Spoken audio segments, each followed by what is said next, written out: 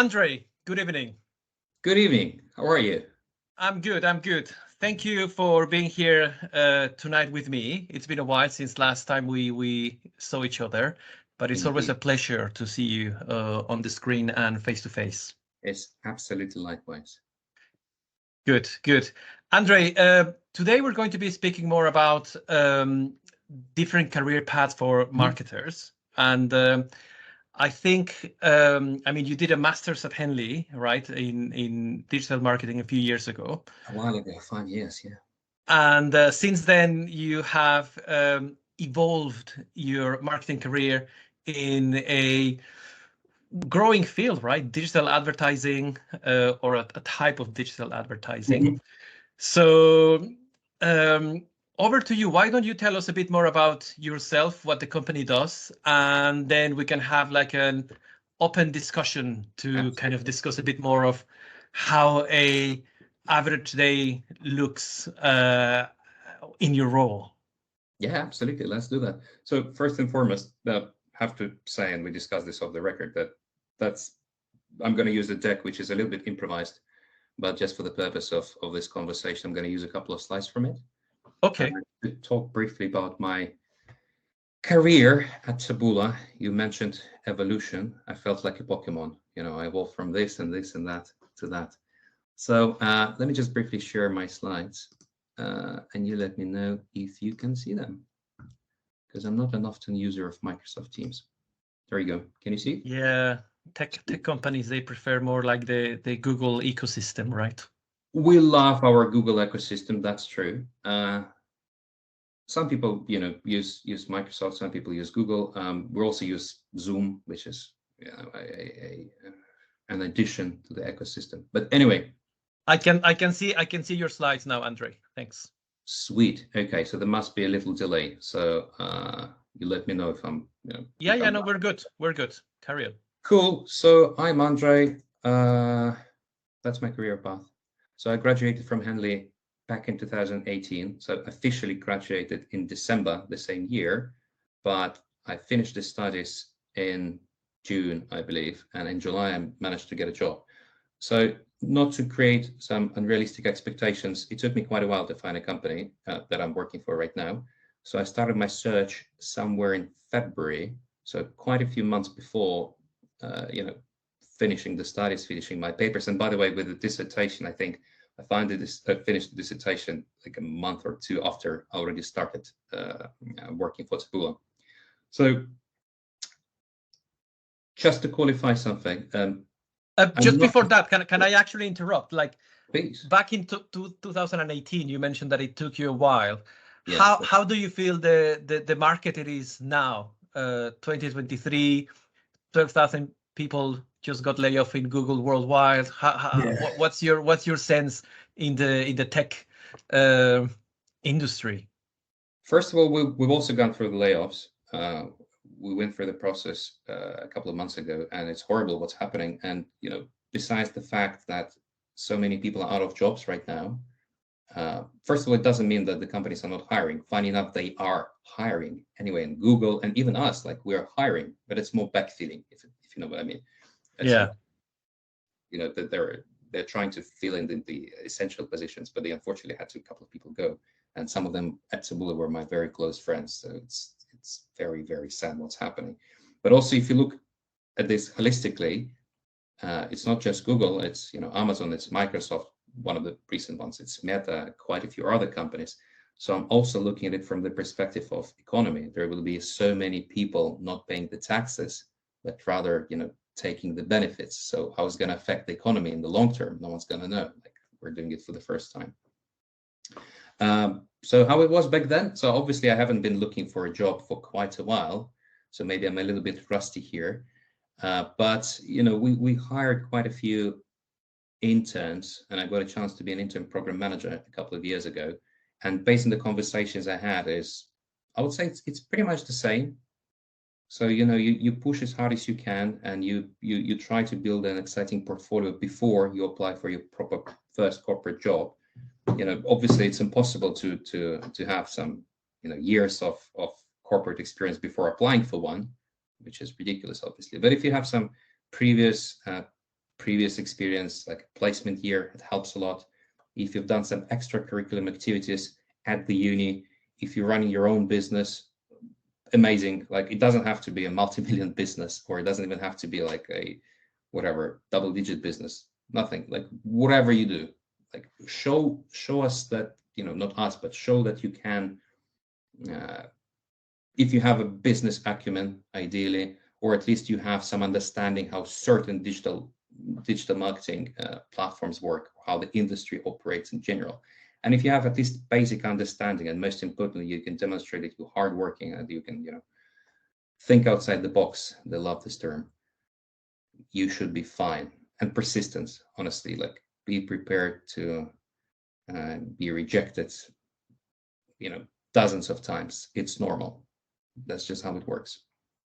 Well, thank you for those insights. I'm sure, I mean, a lot of people, especially that I'm teaching now, they're obviously studying, but in the back of their mind is like, okay, this will end soon and I need to get a job and do something. So it's always in the back of the mind of students. But sorry to interrupt. So yeah, so you start in July 2018 as a SDR for CEE. So I see a lot of acronyms. So maybe you can kind of tell us a bit Way more. too many for one sentence. So SDR stands for Sales Development Representative, or Sales Coordinator, or in simple terms, it's someone who doesn't sell but generates leads for people who actually sell. And CE stands for Central Eastern Europe. All right. Okay. A bit of a weird acronym that sort of covers quite a large area. You know, it can be Poland, it can be DACH market, as in Germany, it can be Ukraine or the Baltic states, for instance. So, you know, I do cover Ukraine, but I don't cover Germany, so it's a bit tricky. Okay, but that part of the world in general, okay, Central and you know, Eastern Europe. In simple terms, it's Eastern Europe, right? Okay. So I got a little bit lucky back then. So even though I was looking for quite a few companies, and I've had quite a few really weird experiences, me traveling from Bulgaria for this final interview and everything going amazingly, and then they say, well, like, we actually decided that you're overqualified. I'm like, I'm a student. How can I physically be overqualified? So there were a lot of rejections. There were a lot of LinkedIn messages sent, a lot of direct messages. Like, I did everything I could, maybe besides sending a pigeon. But then a friend of mine called me, and she said, and it's a friend of mine who have known for quite a while. And at that time, she worked at Taboola. She said, hey, I think I found you a job. I'm like, awesome. And I had a couple of interviews, and they rejected me. And they said, well, you're underqualified. And I think that was May at that time. And I got really busy with the exams, and there was this stress piling up. So I was doing like 3 part-time jobs at the time. And then she called me back and she said, hey, we opened another position and it's much junior. Do you want to give it a try? I'm like, yeah, sure, let's go. And it was this SDR position. And after, I think, 2 or 3 more interviews, I got hired. So there was quite a lot of interviews, but that's probably because there were 2 different positions. And for the first half a year, I was just genuinely just learning, because, you know, at the uni, you get a very strong foundation, and you learn that there are so many different pathways, and it's sort of up to you to explore them, because the uni, at least Henley, you know, the experience I got was all encompassing. You know, we tried branding, we tried digital marketing, we tried market research, we tried a lot of things, and the whole idea is to develop critical thinking and to explore as much as possible, and that's what I did. But even then, I didn't really understand what I wanted to do with my life in long term. So when I got a chance to get a first job, I was like, awesome job, money, great, love it. But then as I worked, and, you know, as months passed by, and I got acquired more and more experience, you know, working with digital marketers and sellers and brands and agencies, I got a clear understanding what I wanted to do. And, you know, in a moment, I'm going to talk about my company. So sorry for keeping the suspense. But I'm not necessarily a digital marketer, but I'm in the digital marketing industry. So my job's in sales. So I'm in fact selling a digital marketing platform or traffic acquisition platform. But in short, yeah, I do sales. So I did SDR, and then I got promoted after about a year and a half to a sales position. So I was no longer lead generating or just supporting from a marketing perspective, like events organization. So I was junior sales manager. And then about a year after, I got promoted to, a manager, sort of like I was responsible for a much bigger book of business. And I was also intern program manager for a while, for about 2 years, meaning I had a team of 12 interns and I was responsible for education. So I was supposed to, pull a lot of information about our company, about our competitors, about the market in general, and sort of compress it in an easy to digest form to make sure that someone who's straight from the unit, just like myself a couple of years ago, has a strong foundation, has a very strong foundation, and that they develop an understanding what they want to do, at least internally, if not externally. And then in January, sorry. No, carry on. Yeah, good. So Yeah, we are in 2021 now, right? Sales intern program manager. So it was in 2021. It was COVID. To be fair, I wouldn't say it necessarily impacted us, me personally, that strongly. I enjoyed it in a weird way, as in like I didn't have to commute, because back then I used to live in Reading, so it would take me 3 hours to go both ways to London. It wasn't fun, I have to say. I've read a lot of books though. Back then, like book a week. That was amazing. But it was very tiring. So when COVID hit, obviously it was quite sad with the fact that you couldn't travel and you were living in a very reclusive way. But I didn't have to commute, which was amazing. So I could just focus on work, and everyone was in the same boat. You could just outreach any CEO in the world, and suddenly there was no boundaries, if it makes sense. Everybody was sitting in their pajamas at home, so you could just outreach and say, hey, how are you doing? Like, I have this amazing company that I'm working for, and if you have 10 minutes, if you spare 10 minutes of your time, I'm going to tell you everything about it, and maybe we can create some synergy together. So it was a great time from the business perspective. And then after a year, I got promoted to a proper management position, and half a year after, I got a team lead position, because with the war in Ukraine, we could no longer work with some markets, including Ukraine, because of the war. We continued working, but it was incredibly difficult. Not going to go deep into that, but it's still a very weird time, because how do you start a conversation with someone who is there in Kiev, and one day there's war actions, and there's an attack, and the other day there's no electricity. So how do you start a conversation with someone? Like, do you remain professional? Do you just talk about work? Do you talk about business?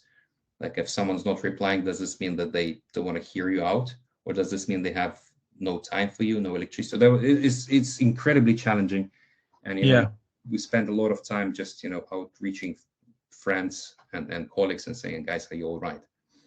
So it was a very weird time. And I got a chance at that time just to say, hey, it's a very weird time. Any chance I can, try something on top of it, help support, develop other markets to stay relevant, because obviously with my market being at war, I couldn't do too much.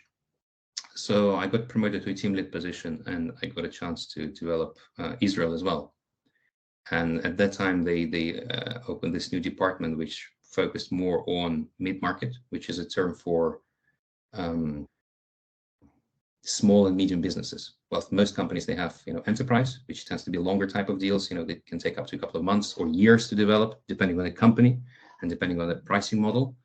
And growth, or SMB or mid-market, is short deals, smaller amounts of money, and you're really like a conveyor. So less relationship development, but more prospecting, and very dynamic. So since then, I've been running this team, developing Israel, and now full Eastern Europe. And good, quite a journey.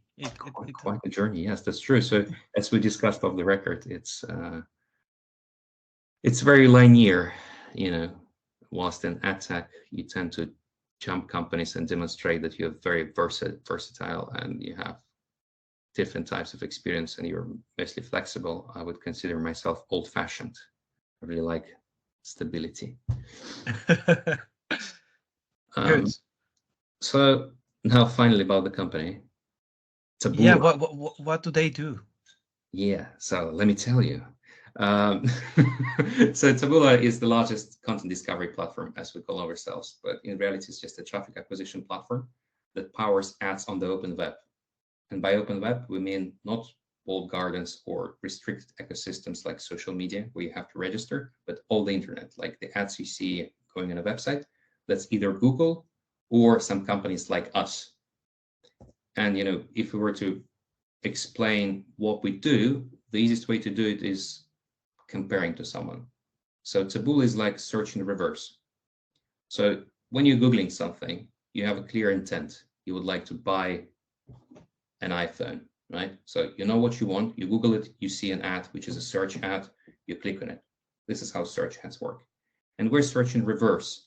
So we have this recommendations algorithm, which powers the ads. So it's behind the ads, and the ads people see, like display below the article.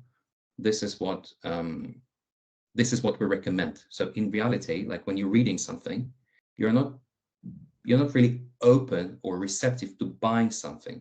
You're receptive to content. And this is what native advertising is about. So you're not planning to buy anything. So we're going to show you content, a recommendation based on your behavior online. And if you like the content, this content, which is a pre-landing page, can educate you about something that you can potentially buy later. So it's a sales funnel, which tends to be a little bit longer, but it warms up the audience to the product. And can I ask a question in relation to that, as you were mentioning? How has the change with kind of third-party cookies affected you with all this? Great question. So just to finish briefly on this slide, because it shows some statistics, why digital marketers buy this platform? 25% of the time we spend on the internet is actually on the websites directly, not on Facebook or Instagram, not on Amazon, not on YouTube, not on search. If you want to cover all the users or all the time that users spend on the internet daily, 25% of this time is open web, and we happen to monetize it. And now this is, by the way, how it looks like. Below the article, recommendations. You finish reading on Business Insider, on MSN, on USA Today, on BuzzFeed, on I don't know, Time Out, Londonist. Below the article, there are recommendations. You'll see Taboola. And to answer your question about third-party cookies, we're integrated on more than 9,000 websites globally, and we're hard-coded on an exclusive basis, meaning that we have contracts lasting from 2 to 5 to 10 years. And in simple English, that means we have a code on their website, we read the website, we analyze it, and we have more than 500 million daily active users who click on the ads and who view our recommendations. So on top of the third-party cookies, we also analyze clicks of this 500 million audience, and we analyze their behavior, and we analyze, most importantly, contexts. So for instance, if you read sports, if you like sports, you'll be seeing more sports-related ads. Or I don't know, if you've been reading lots of news about gadgets, the chances are you'll be seeing more gadgets in your recommendations feed, and someone will be trying to sell you more iPhones. Or if you're into financial news, you'll probably see some recommendations of eToro, which is an investment platform from Israel. So that's how it works in a nutshell. Below the article, meaningful placements in the right time and in the right place. And I imagine from the previous graph that you just showed me, that's kind of also how what you tell your customers, right? Like, there is social media, there is search, but there is this 25% of online activity that potentially you could cover for them, right? Absolutely, and that's my job pretty much. So when I explain what I do and how I sort of progressed from studying digital marketing and, as you said, evolved into a seller, to be a salesperson, it's not enough, just to show up and say, hey, buy us, we're amazing. No, you need to really understand the market, and you need to understand the competition, and you need to be very technical. You don't have to be, but if you want to be good at it and if you want to be successful, you need to really understand everything from a standpoint. And ideally, you need to have some hands-on experience with multiple traffic sources. So you'd be able to say, okay, Facebook is awesome for this, but this is where it lags a little bit, Or Google is perfect if you're running this type of campaigns, very narrow, very specific. But, it's not enough, because on average, statistics say that people Google during this time. What about this time? What happens when people are, not Googling things, but when they're reading content? How are you gonna, reach these people? How are you gonna try to sell them something or recommend them something, depending on the perspective?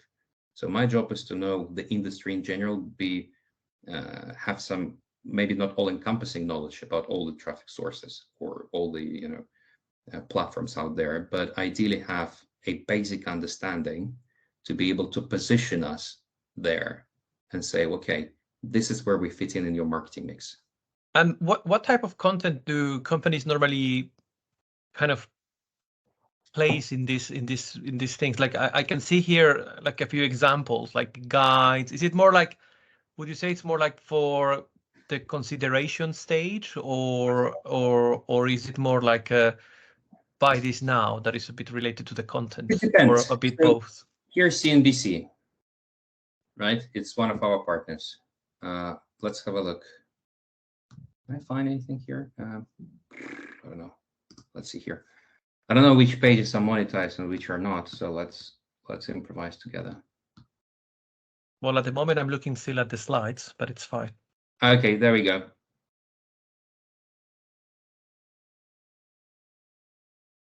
Can you see it? I'm showing CNBC. No, I can still see the slides. Okay, that must be delayed. I think you need to turn it off and share it again. Sure. Stop sharing. And let's do it again.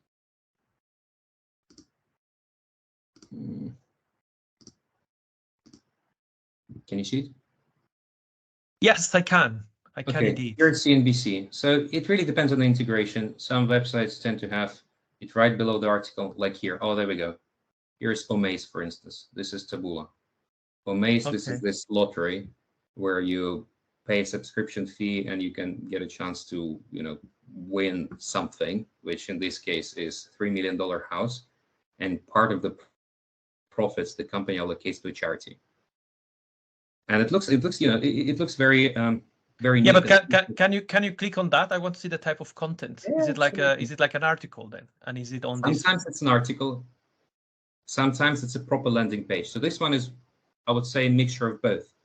So it's a landing page that has some content on it. Okay. Right? Like, have a look. Let's have a look here. Here is eToro, by the way. Let's see what they're doing. So this one is more. Okay, so this one has, mostly a landing page. I cannot see it actually, but okay, cool. I couldn't Very see good. It. Okay, but all right. So yeah, but a combination of both. Some of them are more like informative. It really depends on the product, because again, I'm going to stop sharing. It's all about, it's again a part of the job. Our job is to really understand which practices are best for certain verticals. So for instance, if you're running insurance, how can you sell insurance? First of all, you need to sell insurance to a very specific type of people. Like if you're 18 or 20, well, the chances you're going to buy insurance is very low because you're young, you're healthy, your back doesn't hurt, and you're not thinking about 50 years in the future.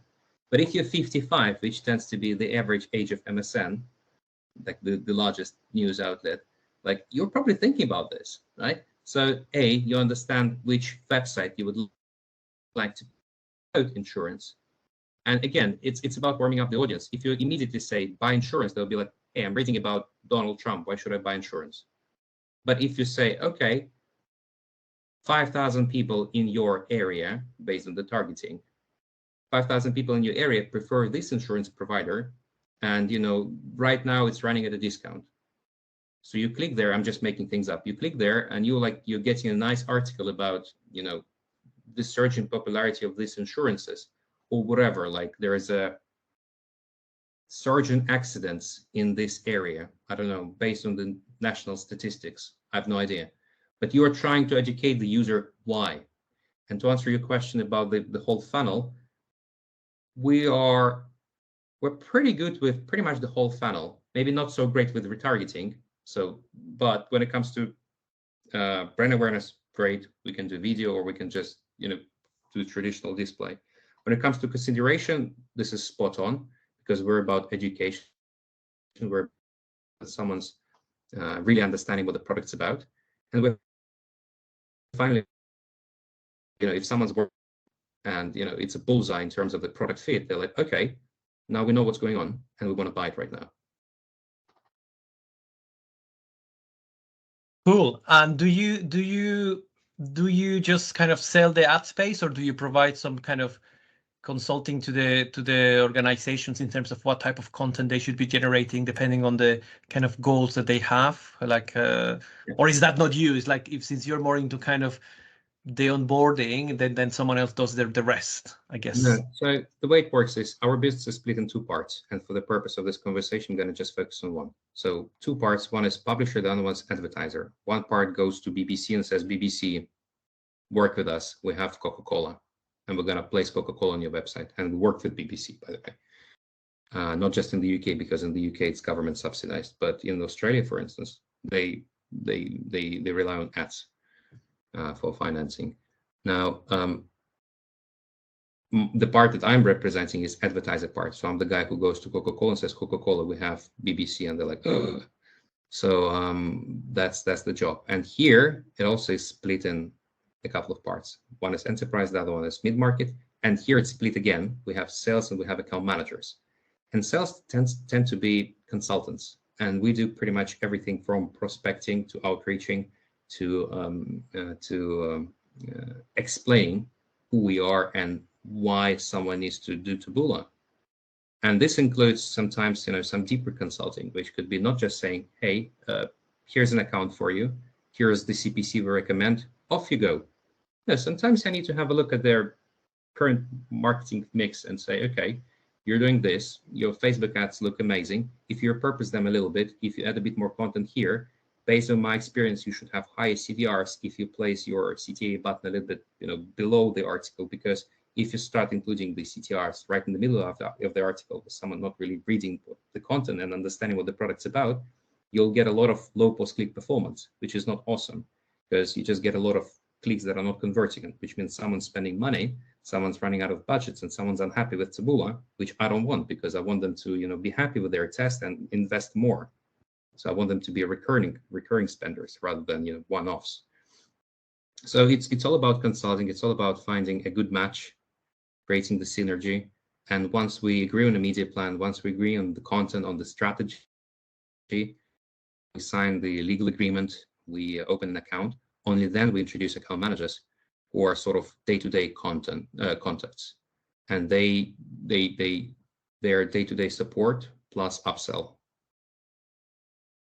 I see. And based on what you say, then it seems that kind of your day-to-day interaction with these potential companies, is it more like other marketing managers, or is it depending on the size, right, of the business, right? It might be. Well, it depends on the size of the business. So one of the differences with enterprise, for instance, in enterprise you have a lot of stakeholders, and the chance of let's say you're chatting with Dentsu. It's an international organization with I have no idea how many thousands of people working for them. So the chance of you pitching to a CEO is rather low. Otherwise, you're incredibly cool, and I want to know you. But we're in mid-market, so the chances are it's an organization below 200 people. And in this case, it's very likely that you're pitching to a CEO or a CMO or someone who is at the C level, or at least RD level, director level. So my ideal customer is a really well-versed marketing manager with an open mind. But if I get a chance to speak with the bosses, I always go for the bosses, because if you're speaking with, say, a media buyer, someone who buys traffic, or a marketing manager, these people are commission-based. So they're not interested in experiments, because experiments means a chance of failure, which equals their commission is lower if they fail. Yeah. And if I'm speaking with someone who is strategic, I can sell them not an immediate solution. I can sell them a long-term solution, which would be a strategic partnership. And I say, hey guys, you're spending $1 million a year on all the traffic sources. Give me 1% of that. Give me 10K for a test. If you fail, that's not much. But if you don't fail, if you get nice ROI, if you get nice return on your investment, maybe we can discuss increasing this from 1% to 5% to 10% if we show that we can deliver results. And we have tons of traffic. Like the latest cool thing that happened is that we partnered with Yahoo, So Yahoo acquired 30% of the shares of Taboola, which again, in simple language means that Taboola will be monetizing Yahoo properties. So what it means is we have and will have a lot of traffic, and someone would be able to spend 50, 60, 70K per day on ads, which is really cool and exciting. So that means when we're having conversations, originally we're being very subtle and we're like, small test, small, well-controlled test. Let's build a foundation and see where it takes us. And once the test is successful, if it's successful, this is where account managers come in and say, okay, guys, we saw a nice 20% ROI. Let's talk about an upsell. Like, are you interested in taking this to a whole new level? Cool. No, I didn't know that you were partly acquired by Yahoo. I don't know who. So, I mean, I remember Yahoo, the search engine of Yahoo, and well, first of all, Yahoo, they were one of the pioneers of the internet. They were, yeah. But besides the search engine, besides the mailbox, besides they were actually some of the pioneers of paid search, actually, as well. So they were the ones that kind of introduced the model. Yeah. And they also have their own DSP, and they also have their own native platform called Gemini, and they also have their own properties like BuzzFeed and Huffington Post. So it's all very, very connected. And by the way, that's not like an acquisition, it's a 30-year partnership.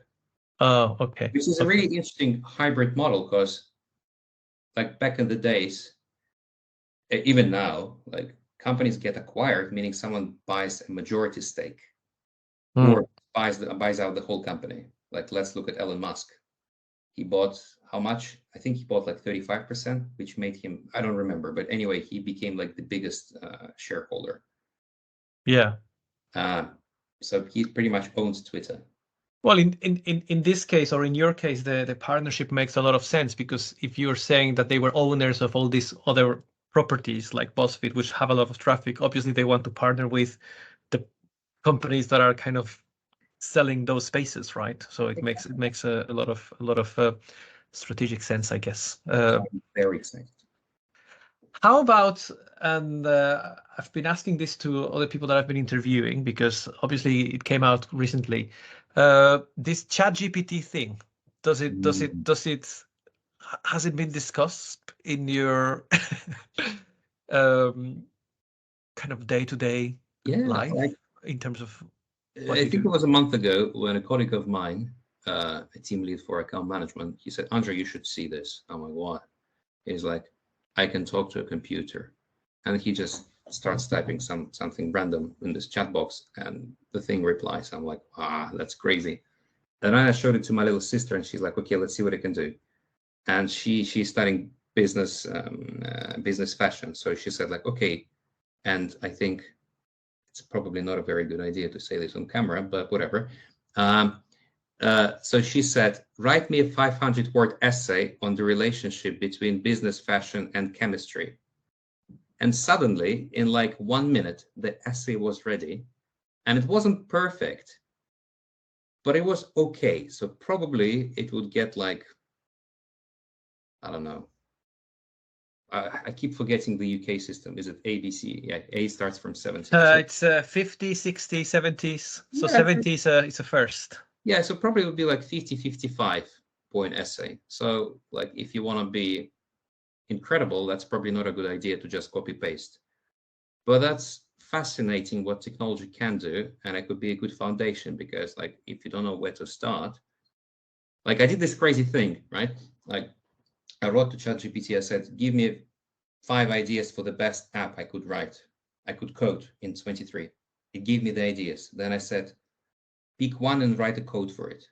And it did. And then I said, okay, recommend me top 5 traffic sources for app promotion, or top 5 marketing strategies. And it went, okay, you need Apple Store optimization. You need like a media buyer for Google Store and for Apple. You need to buy Facebook, and you need to do this and this. And then I said, okay, give me like the best agencies that do this. And it just pulled me some agencies. And I'm like, okay, what's my job here now? I just need to find money and outsource it to someone. So that's crazy. Like the the most awesome thing I've seen was I found these marketers that asked ChatGPT to write, and this is like, honestly, this is mind blowing. That's just like money out of thin air, honestly. Like if you're looking to make some passive income, this is like pure gold. Like it said, what did they do? ChatGPT, write us some stories for kids, and I wrote stories for kids. Then I went to this another one which is called Midjourney, another AI thing, and said, based on these descriptions, generate us images. And based on these stories that ChatGPT wrote, Midjourney generated images to accompany it. And then they use this another AI, I don't remember what it's called, to voice over these stories. And then they put the images, put the subtitles of the story, and then they put the voiceover, created videos, put them on YouTube and monetize them. That's good. The other idea would have been to also kind of create ebooks and just selling on demand. Yeah, but, with yeah, ebooks, I thought that's where you were going, but yeah, okay. Yeah, I guess for maybe for native advertising applications of kind of generative AI, they're not as straightforward. But maybe for plans to kind of how to convince the client or how to show these kind of things, it would make sense. Straightforward. It would be like generate me a landing page, or write me some copy for, I don't know, I'm looking at eToro. Write me a landing page 500 words long about the latest developments in investment, or an article about top 5 stocks to invest in 2023. And then I partner with eToro and I say, eToro, and sorry for bringing up eToro, but like I'm just looking at it right now. It's free promotion. That's called e-word of mouth. Write me an article about it. And then I generate 200 articles, and then I put together a website with some, and then I do them the SEO magic and create some organic traffic. And then I come to eToro and say, guys, I have this article that generates 500 million page views monthly. Give me a nice affiliate commission and I'll bring you leads. So that's application. Yeah, which actually I remember now that you mentioned at some stage something related to that. Actually, it's yeah. Anyways, we're deviating a bit. So your role now. So you oversee these regions. Do you kind of, I don't know, is it more like a coaching thing? So you have these teams and you say you need to achieve these goals, and then you say why you're not reaching them, and then why you're not working, you're fired. Is that what your role as a lead is, or what does it entail? Like, on again, without disclosing like too much, like in a general basis, like is it like, are you jumping into meetings all the time, or just sending emails? Yeah, it's not as glamorous. So first of all, the fundamental difference between a management position and an individual contributor position is that you're no longer, in some cases, own your own book of business. So you're no longer responsible for your own success, you're responsible for someone else's success. And it's not one person, it's a couple of people. So for instance, if your target used to be 100 pounds, suddenly your target is 500 pounds, but it's not something you're responsible for. It's other 5 people, 100 pounds each, who you're responsible for. And it's about coaching. So you need to understand the strengths and weaknesses of every team member, and you need to leverage them, and you need to help them leverage these strengths as well. And you need to find ways to fill in the gaps so they no longer have weaknesses, or at least they don't, they don't rely too much on these weaknesses. This is number one. So it's about coaching. I would say that's most of my time. Secondly, it's about door opening, because if you're in the company long enough, I've been 5 years, chances are you're more connected internally and externally. Internally, that means product managers, account managers, someone who is more senior. So you can talk to people and explain situation to them, and make sure that there are no roadblocks internally. Let's say someone's dealing with a financial issue, you can't get a credit line for a client. So my job is sometimes, to take all these problems together and, sit together with someone from the finance department and say, guys, let's figure it out. It's been way too long. So it's internal. The same for external. Like if I happen to have some connections, I can show up at a call and be in a more strategic role. So I don't say, guys, let's do a small test. I say, let's plan for 24. Let's plan for 25. Can you see the future? I can. We're working together and we're making so much money together. So that's that's about this. So it's about door opening, and finally, it's about it's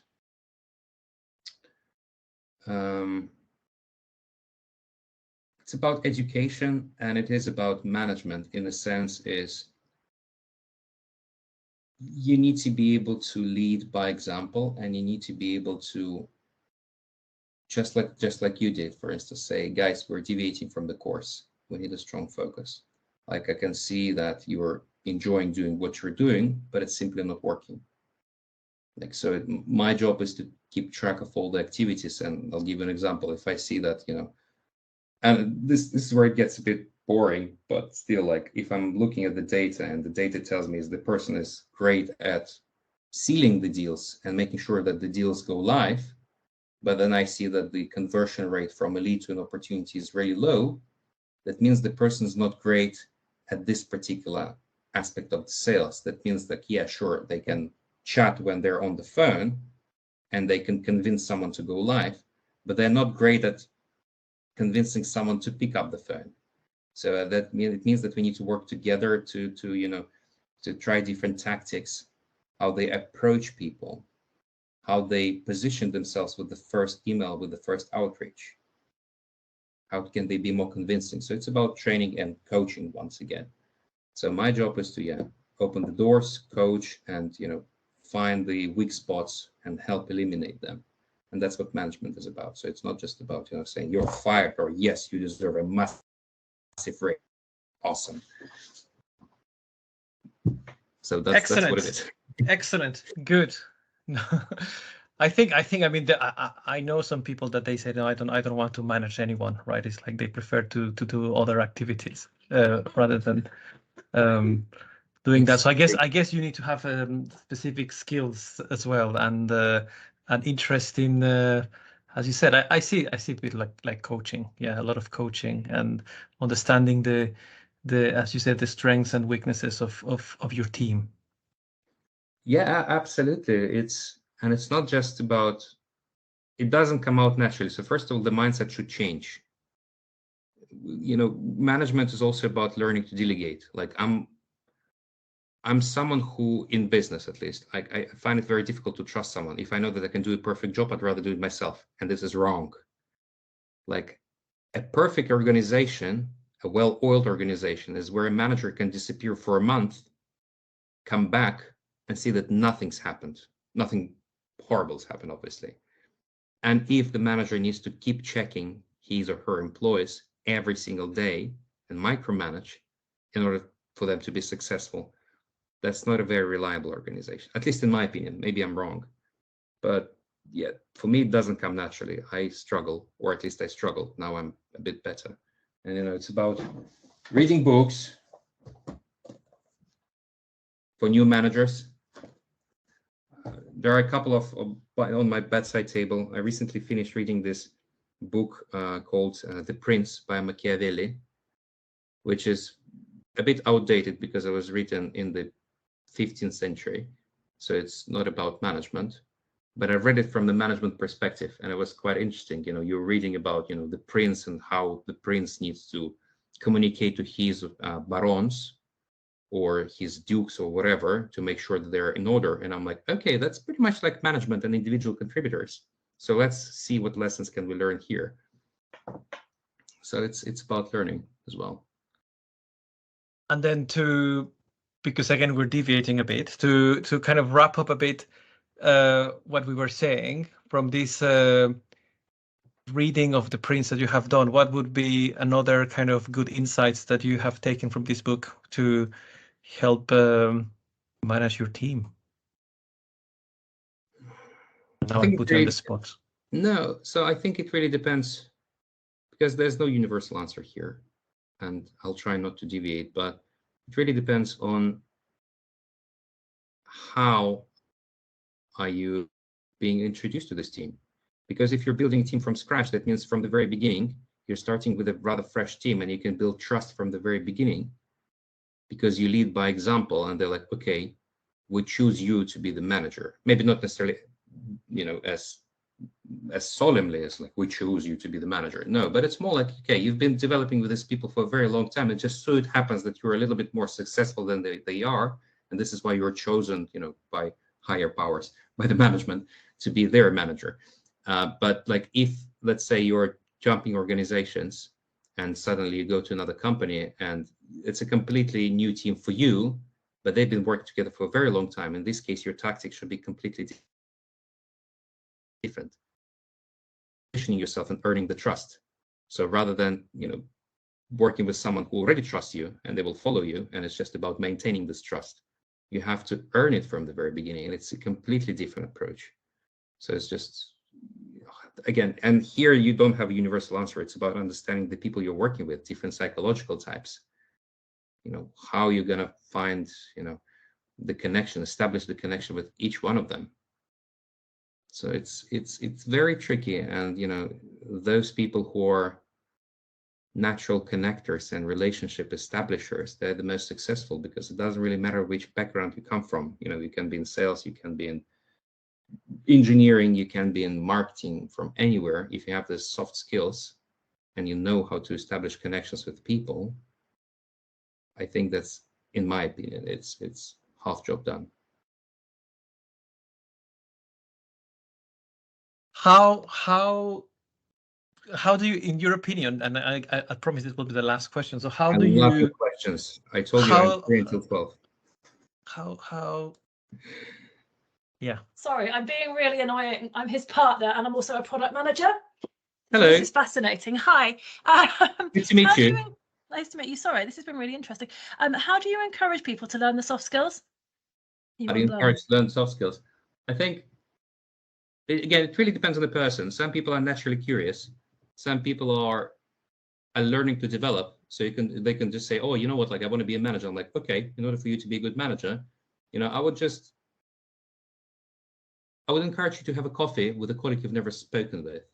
Right? Just go out there and speak with someone internally you've never met, and learn about their job, and see if you can establish a meaningful connection and learn something. It's a start. It's banal, but it's a good way. Or read a book, right? Like, for Christmas, I have 3 completely different team members. Like, one of them is like, I don't want to be a manager. Andrey, just tell me what to do. I'll do my best to be perfect at it, but I don't want to manage people. So I give her one book, which is about, how to be creative. It's called Fountainhead. So it's a fiction book by Ayn Rand. It's, in my opinion, it's quite inspirational. I will get that. It's a great book, but it's a bit thick. It's like really thick. And then there's another person who is like, I don't know, he's like a locomotive. He has so many ideas, and he's absolutely brilliant in what he does, but he struggles, and he's like, Andrey, I really lack the time management skills, which is a soft skill, really, because it's about prioritization. Because when you have so many ideas and a general desire to achieve greatness at what you do, to be successful, the main struggle that you have is to understand where to start.